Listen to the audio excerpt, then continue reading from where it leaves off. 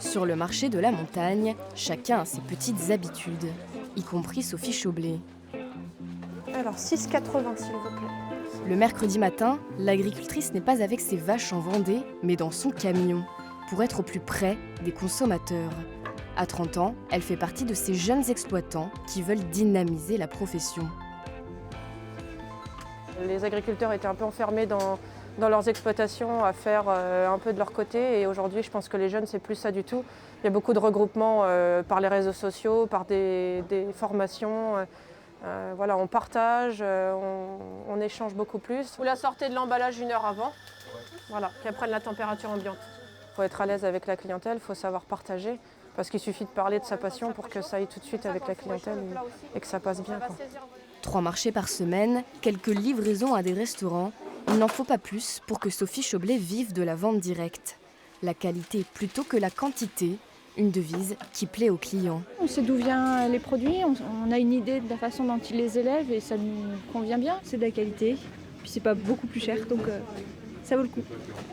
Et pour attirer les clients, il faut être connecté.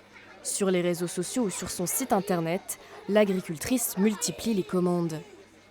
Avec tout le détail des produits, voilà, c'est ce que les clients apprécient le plus, c'est d'avoir la transparence du produit et voilà, montrer qu'on ne change pas nos tarifs d'un marché à l'autre et que ce soit sur internet ou en direct. Être transparent sur son métier, c'est aussi ce que cherche Maxime Gautreau. À 24 ans, ce jeune producteur de semences partage son quotidien sur Twitter.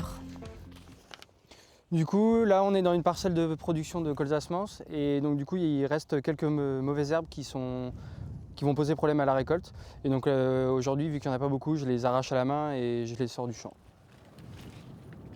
Je vais prendre une photo donc avec les mauvaises herbes et après j'en reprendrai une autre après les avoir enlevées. Un message et quelques hashtags plus tard, l'épuration de colza n'a plus de secret pour les 2500 abonnés de Maxime. À travers ses tweets, le jeune homme veut redorer l'image d'une agriculture dénigrée.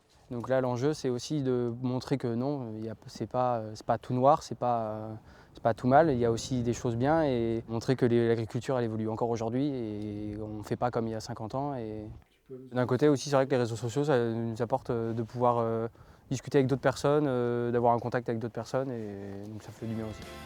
Une nouvelle génération d'agriculteurs qui espère rendre le métier plus attractif, alors que le nombre de paysans ne cesse de diminuer.